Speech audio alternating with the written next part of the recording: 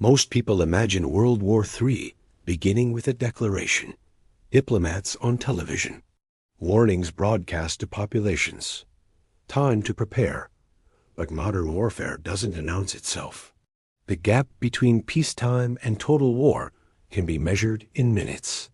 By the time you realize what's happening, the first missiles are already in flight. It begins at 4:47 a.m. Eastern Standard Time. You're asleep when it starts. No sirens, no advance warning. Just the sudden activation of the emergency alert system cutting through overnight radio silence. The tone is wrong sharper, more urgent than the monthly tests you've learned to ignore. Within 60 seconds, the message arrives. DEFCON 1. Strategic attack confirmed. Multiple inbound threats detected. This is not a drill. Seek immediate shelter. Await further instruction. The world has 22 minutes. At 4:48 a.m., radar installations across North America track objects that shouldn't exist. An ORAD's Cheyenne Mountain facility confirms what satellite systems detected 3 minutes earlier. Ballistic trajectories originating from submarine-launched platforms in the North Atlantic and Pacific, approximately 800 miles offshore. The time to impact varies by target, between 18 and 26 minutes, depending on trajectory and payload. Strategic Command initiates continuity of government protocols. Key officials, those within reach of secure facilities, begin evacuation to hardened bunkers in Virginia, Maryland, and undisclosed locations across the continental United States. Most Americans sleep through these first minutes. The alerts reach phones, but many devices are silenced overnight. Emergency broadcasts activate on television and radio, but few are awake to receive them. In major cities New York, Washington, D.C., Los Angeles, Chicago, Seattle early risers notice first. Joggers on pre-dawn runs. Shift workers driving to factories. Insomniacs scrolling through news feeds that suddenly fill with unverified reports and official warnings. They have minutes to make decisions that will determine everything. At 4:51 a.m., the first evacuation attempts begin. Not coordinated, not orderly. Individuals reaching the same conclusion simultaneously. Leave now or shelter in place. In cities identified as probable targets capitals, military installations, strategic ports, some residents rush to vehicles and head outward, away from population centers. But 22 minutes isn't enough. Interstate highways, designed for gradual morning traffic buildup, cannot accommodate sudden mass exodus. Within 8 minutes, major arteries become parking lots. Cars stall from accidents, panic, or drivers simply abandoning vehicles to run on foot. The evacuation becomes a trap. Those who understand modern warfare make different choices. You can't outrun this. The blast radius of a 300-kiloton warhead extends roughly 5 miles for complete destruction, with severe damage reaching 10 miles. But the real threat isn't the explosion, it's what comes after: radiation, fallout, the invisible contamination that travels on wind and settles on surfaces miles from ground zero. Running puts you in the open, exposed, with no shelter when detonation occurs. The survival calculus is brutal. Basement now or death later. At 4:58 a.m., some people make the correct choice. They don't flee. They move to interior rooms on the lowest floor available. Basements if they have them. Interior bathrooms or closets if they don't. They seal doors with towels and duct tape. They fill bathtubs and containers with water. Municipal pressure will fail within hours. They gather supplies, food, medicine, flashlights, battery-powered radios. These actions, taken in the span of 10 minutes, will determine survival probability for the next 2 weeks. At 5:09 a.m., the first warheads detonate. The strikes are precise, calculated, and designed to decapitate command structure while preserving population centers for later leverage.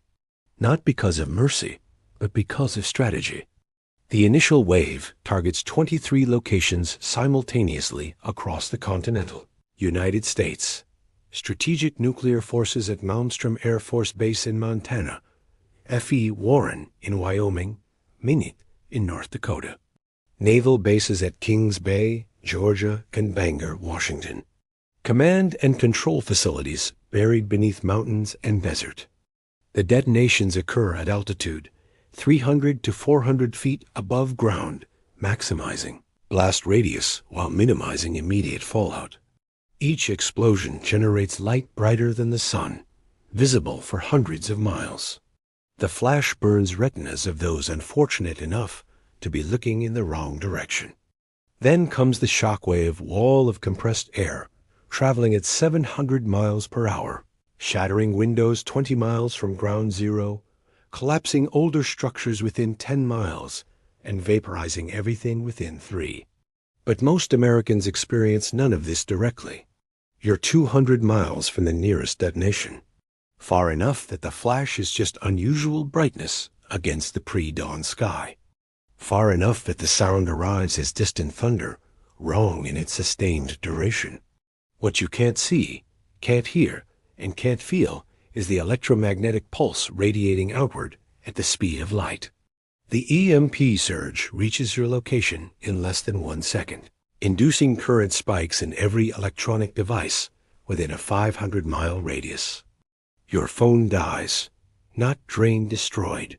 The integrated circuits fuse at microscopic levels, turning the device into an expensive paperweight. The same happens to computers, modern vehicles, grid infrastructure, and communication systems.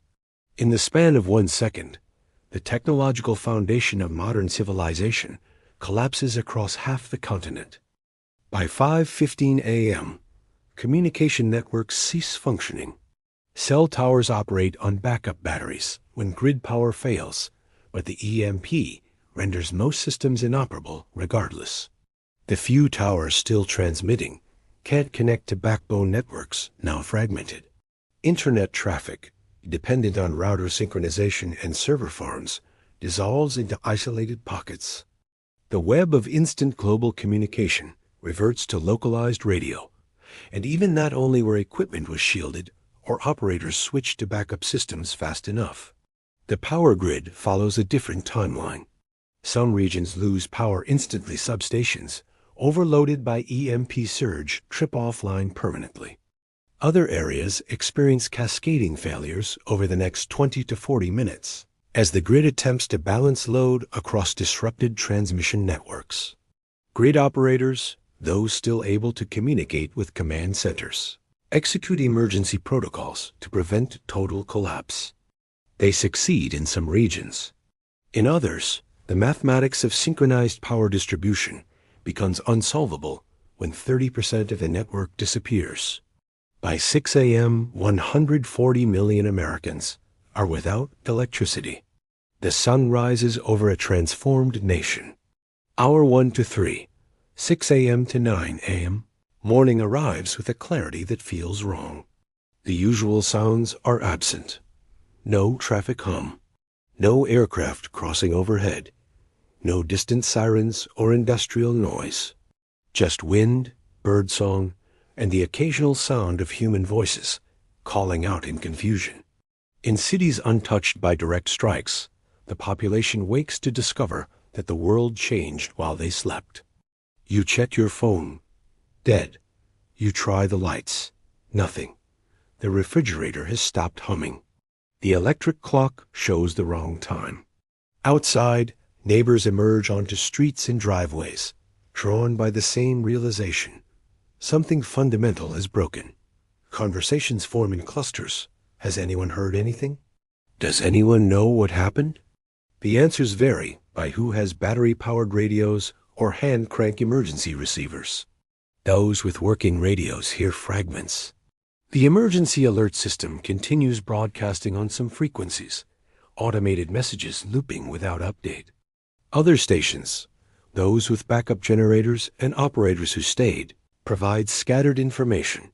Multiple nuclear detonations confirmed, casualties unknown, shelter in place, Avoid contaminated areas. Wait for further instruction.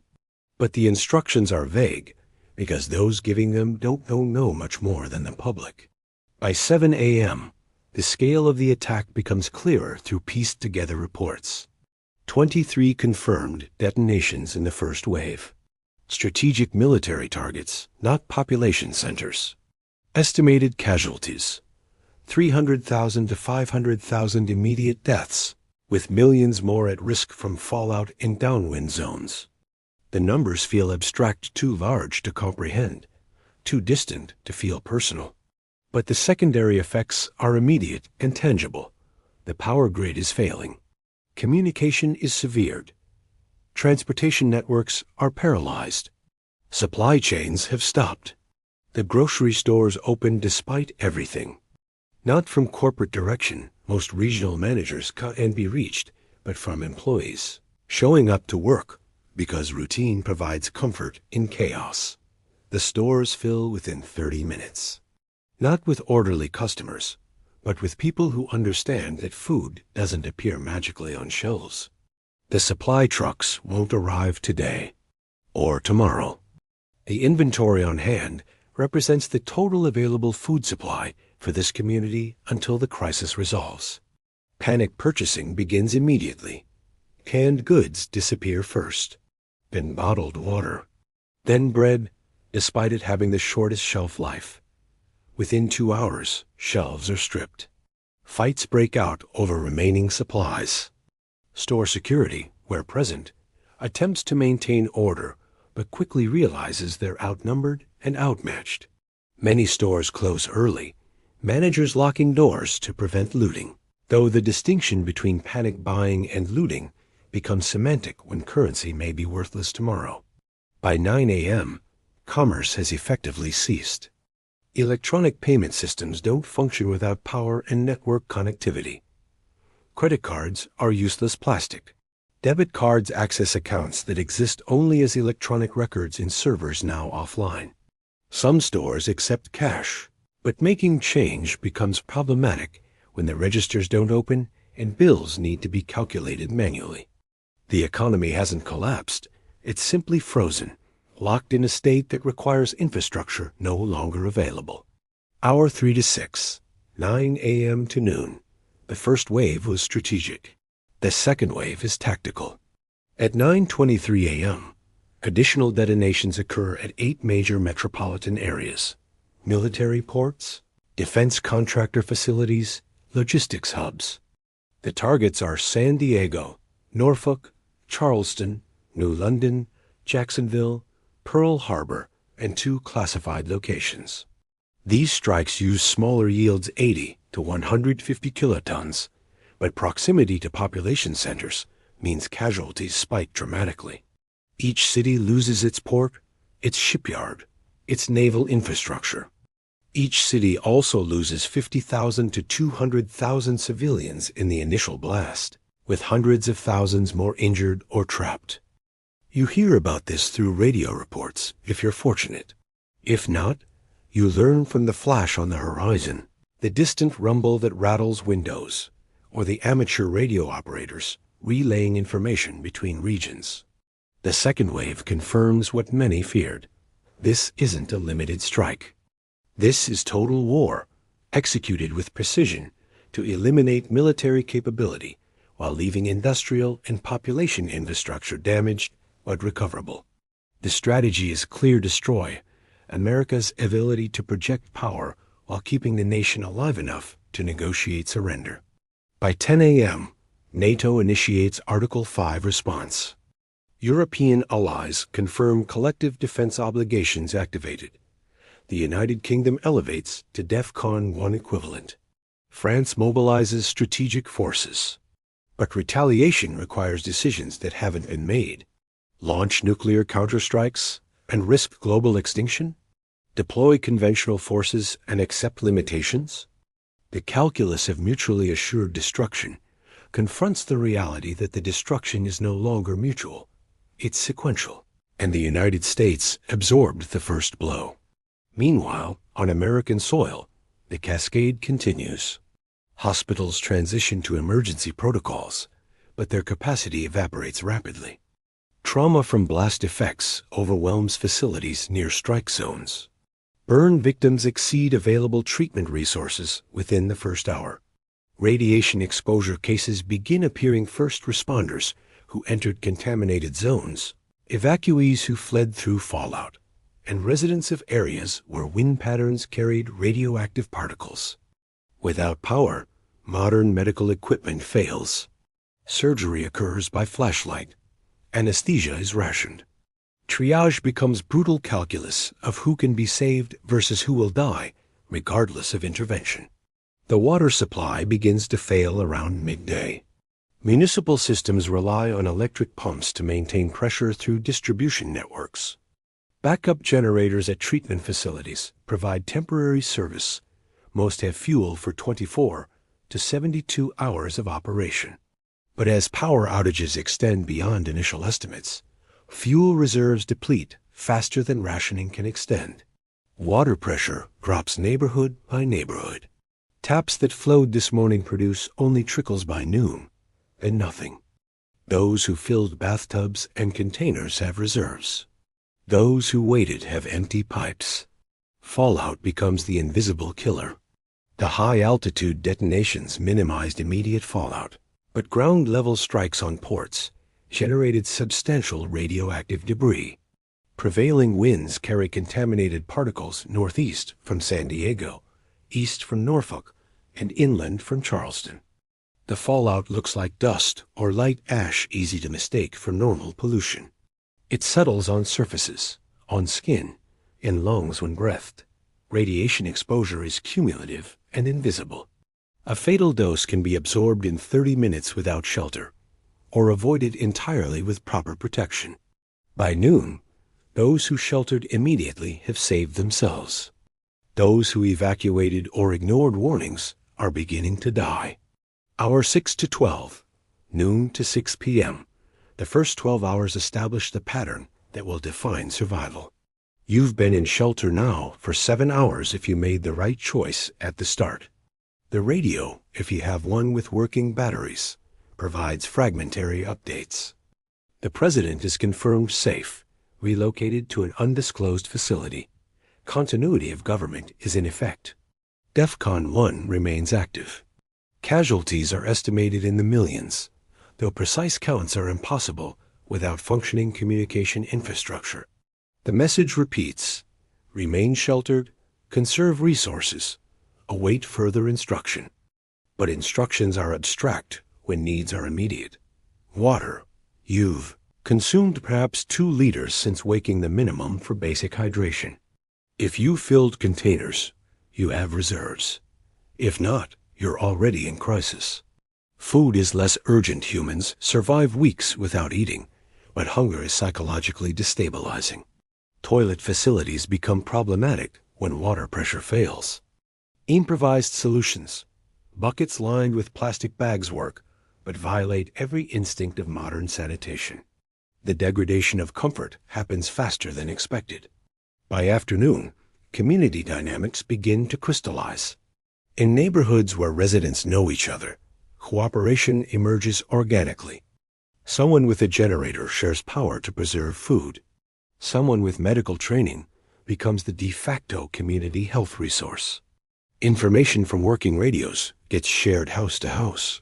These informal networks form the foundation of survival. Distributed resources last longer than hoarded supplies, and collective knowledge exceeds individual understanding. Other communities fracture under pressure. Where trust is absent, fear dominates decision-making. Homes become fortresses, residents armed and suspicious. Approaching a neighbor's door becomes a calculated risk. Will you be welcomed as someone seeking mutual aid, or shot as a potential threat? Both responses occur across America during these hours. The difference between cooperation and competition often hinges on single individuals. One person choosing openness creates a model others follow, while one act of violence triggers cycles of retaliation. By 3 p.m., the transportation network is completely paralyzed. Airports closed within the first hour of the crisis. No air traffic control, no ground power for aircraft systems, no fuel pumping capability.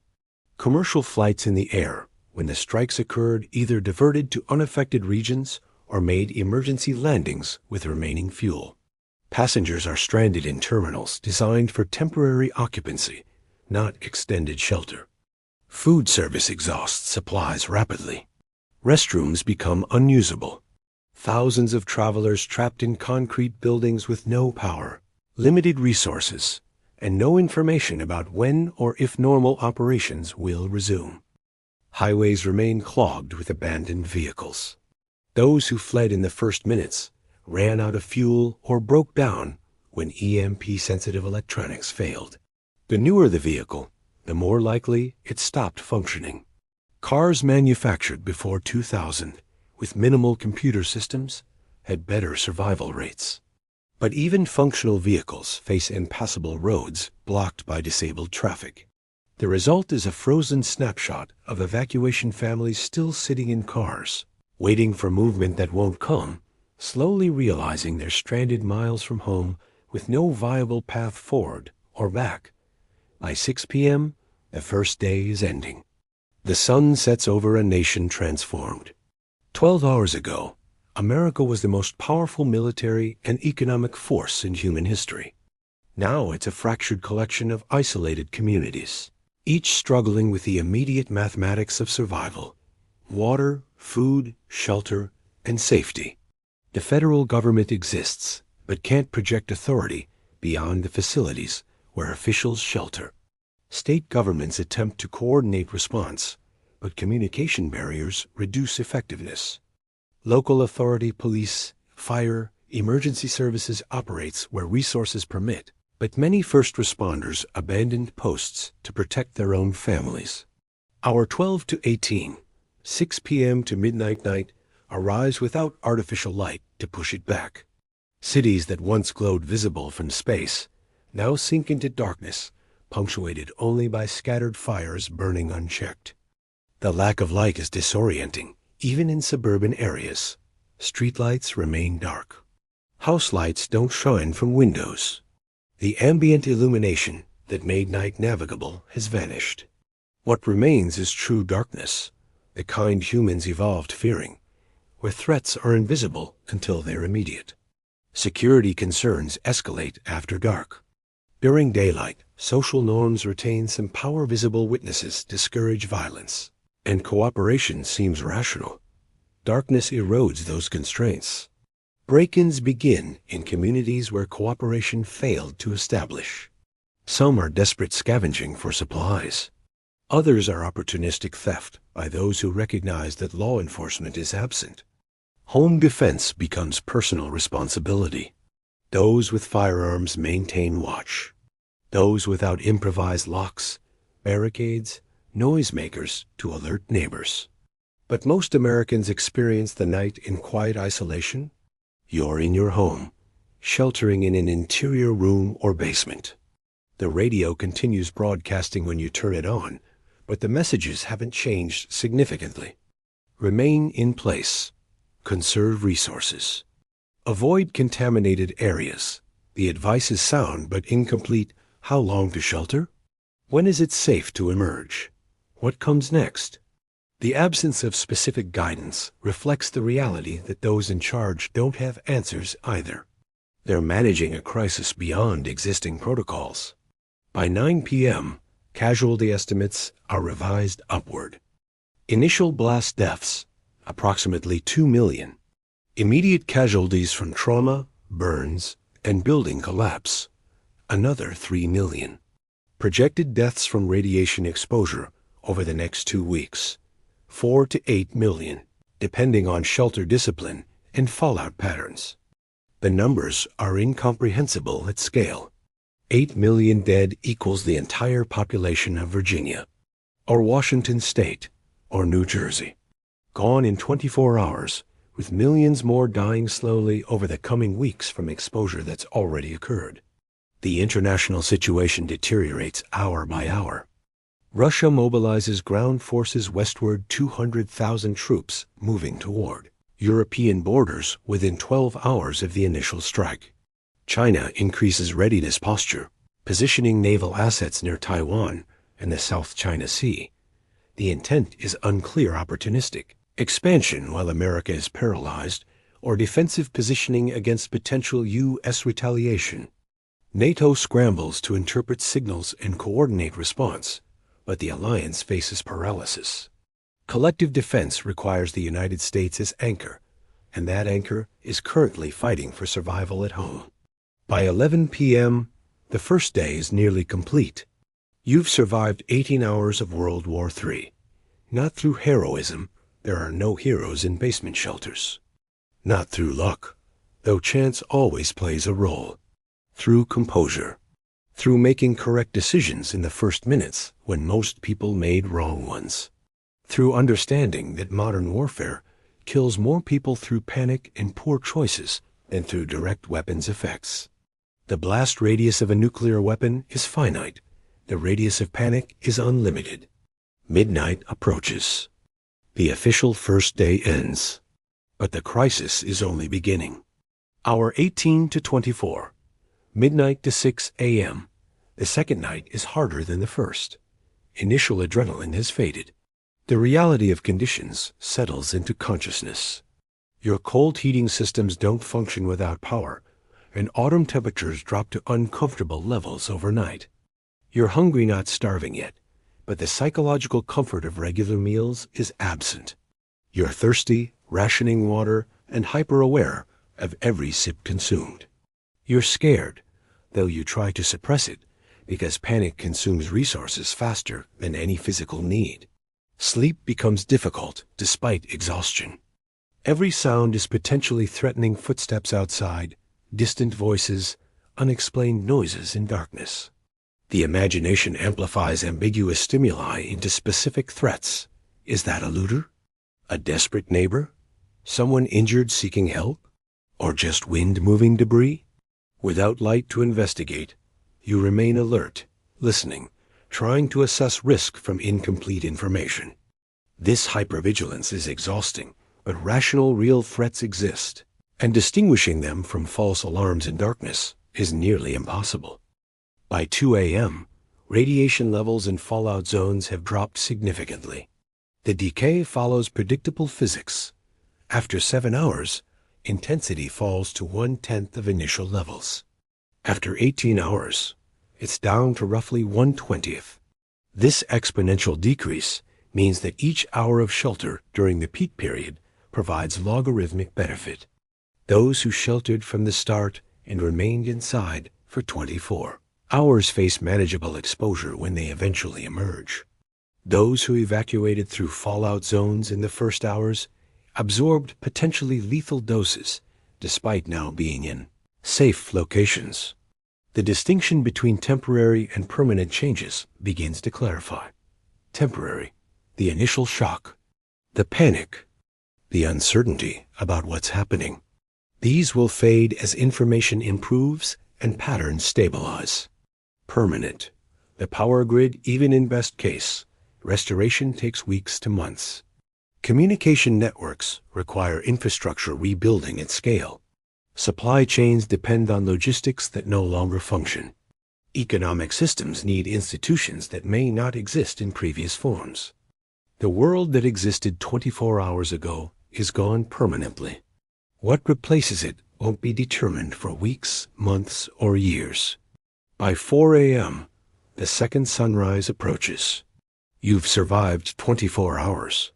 One full rotation of the Earth. In that time, nuclear weapons struck the continental United States for the first time in history. Millions died. Millions more face injury, radiation exposure, or resource shortages that will prove fatal. The federal government maintains continuity but lacks ability to project authority across devastated communication networks. Local communities either formed cooperative survival networks or fragmented into competing factions. The immediate crisis remains unsolved, but the pattern of what comes next has been established by choices made in these first hours. At 6 a.m., exactly 24 hours after the initial alert, the sun rises again. The second day. When light returns, it reveals a landscape altered by absence. No traffic moves on highways visible from your window. No aircraft cross the sky. The FAA grounded all flights within minutes of the first strike, and no aircraft have launched since. No sounds of commerce or industry echo from the distance. The auditory environment has regressed to a pre-industrial state, where human activity is local and mechanical systems are silent. What you hear is wind, birds adjusting to reduced human presence, and occasional voices of neighbors emerging cautiously from homes. You emerge from shelter following 24 hours of isolation. The advice was to remain inside for at least 24 hours, preferably 48 to 72. But human needs don't respect ideal timelines. Water supplies need replenishment. Information needs updating. Physical and psychological strain of confinement demands brief respite. The decision to emerge requires calculation radiation levels have dropped substantially from peak, but safer doesn't mean safe. Every minute outside accumulates exposure. Speed matters more than any other variable. The neighborhood looks different. Not destroyed your area, wasn't in the blast radius, but changed. Some homes remain sealed and dark, occupants maintaining shelter discipline. Others show signs of activity, doors open, people moving supplies, conversations happening in driveways. The social landscape has bifurcated, those choosing cooperation and those choosing isolation. Both groups are making rational assessments based on different assumptions about human nature under pressure. By mid-morning, a pattern of sustainable communities becomes visible. Someone set up a bulletin board, a physical piece of plywood propped on a fence where handwritten notes share information. Water available at the Johnson House Spring containers. Medical assistance at 412 Oak Street, nurse on site. Radio updates at noon and 6 o'clock p.m. at the community center. These simple coordinations extend resources and reduce duplication of effort. 10 families pooling water purification capacity serve the entire group more efficiently than 10 families attempting individual solutions. Other neighborhoods show different patterns. Houses remain barricaded. Residents appear briefly, armed and watchful, then retreat inside. No information sharing occurs. No cooperation emerges. Each family treats every other as potential threat. This approach maximizes short-term security, but creates long-term vulnerability. When one family exhausts water supplies, they have no network to fall back on. When medical crisis occurs, no trained assistance is available. Isolation as strategy only works if individual resources exceed needs indefinitely, an assumption that rarely holds. The water crisis intensifies during the second day. Municipal pressure is completely absent now. Those with stored reserves are running calculations family of 4, 2 liters per person per day minimum. Current supply equals X days remaining. The math is unforgiving. A bathtub holds roughly 160 liters 20 days for a family of 4 under strict rationing. But strict rationing means no washing, no sanitation beyond absolute necessity, no margin for increased need due to heat, illness, or physical exertion. Real-world consumption exceeds minimum calculations. Alternative sources become necessary. Rainwater collection if weather permits. Natural sources, streams, ponds, lakes if available, and if contamination risk is acceptable. Swimming pools contain thousands of gallons, but chlorinated water requires treatment or causes digestive issues. Each option involves trade-offs between immediate hydration needs and longer-term health consequences. Without laboratory testing impossible in current conditions, assessing water safety becomes educated guessing. By afternoon, the new economy solidifies. Currency is increasingly irrelevant. What matters is immediate utility. A family with excess canned food, but no water trades with a family holding opposite surpluses. Someone with medical skills barters treatment for food and security assistance. A mechanic repairs generators in exchange for fuel shares. This isn't planned economics. It's spontaneous organization emerging from necessity. The human ability to create trading systems even when institutional structures collapse. The psychological burden of day 2 exceeds day 1. Initial shock provided adrenaline-fueled focus. Day 2 brings exhaustion, delayed grief, and crushing awareness of how long this may last. Children ask questions parents can't answer honestly without causing panic. Adults maintain facades of control while privately calculating impossible mathematics. How long can we sustain this? What happens when medicine runs out? When winter arrives? When supplies exhaust? These questions don't have comforting answers. By the end of 24 hours, the foundations of whatever comes next have been laid. Those who sheltered immediately and maintained discipline face manageable radiation exposure. Those who panicked and evacuated absorbed potentially fatal doses. Those who formed cooperative networks stretched resources and distributed labor. Those who isolated have security but limited sustainability. These patterns, established in the first hours, will determine survival over the coming weeks and months. The federal government maintains existence of limited function. Continuity of government preserved leadership, but projecting authority across fractured communication networks proves nearly impossible. Presidential directives can't reach local authorities when radio is the only functioning long-range communication. Federal resources exist, but can't be deployed effectively when transportation infrastructure is paralyzed. The government is alive, but largely impotent present, but unable to materially affect conditions on the ground for most Americans. Local authority fills the vacuum where it can. County sheriffs, town mayors, community organizers, those with existing credibility and means to communicate, become de facto governance. They coordinate resource distribution, establish security protocols, and make decisions traditionally reserved for state or federal levels. This devolution of authority isn't planned. It's necessary. When central coordination fails, local solutions emerge or communities collapse. There's no middle option.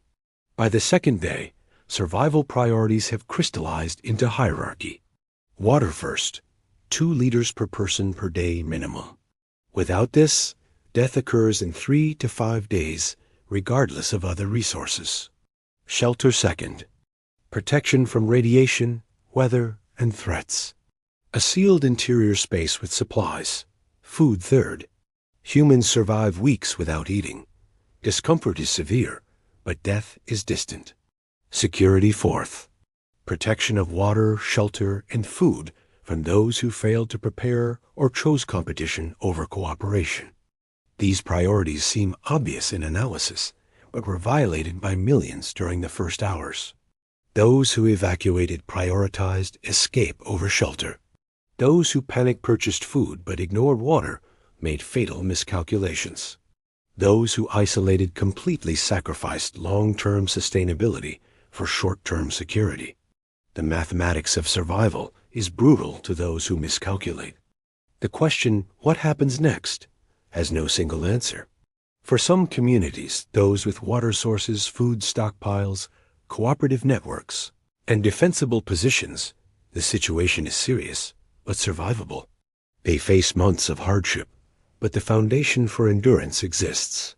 For others, urban centers with millions of residents, depleted resources, contaminated water, and fragmented social structure, the mathematics becomes unsustainable within weeks. No amount of rationing extends supplies indefinitely when demand exceeds availability by orders of magnitude.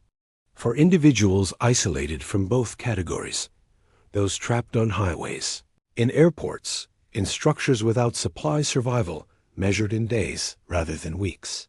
The first 24 hours didn't determine who lives and dies, but they established the probability distributions. The world 24 hours after World War III begins is not the world that existed before. It continues. The sun rises and sets. Weather patterns follow seasonal norms.